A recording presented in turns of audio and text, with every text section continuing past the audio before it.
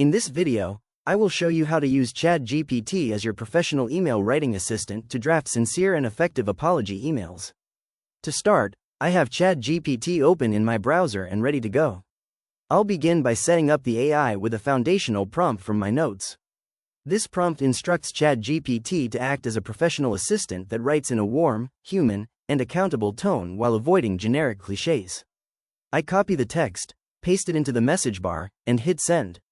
Chatgpt quickly acknowledges the instructions and provides a helpful framework, including the tone, style, and structure it will use for all my future emails. Now, let's put this to the test with a real-world scenario. I'm going back to my notes to copy a specific request for an apology email to a client named Marco. The situation involves a missed deadline for a content calendar. I paste the details into Chatgpt and send the prompt. Notice how the AI instantly generates a professional draft that takes full responsibility and provides a clear update on when the work will be finished. Next, I want to draft an internal email to a boss. I copy a prompt regarding a late monthly performance report and paste it into the chat. Within seconds, I have a concise and respectful message that acknowledges the mistake and mentions a new calendar reminder to prevent it from happening again.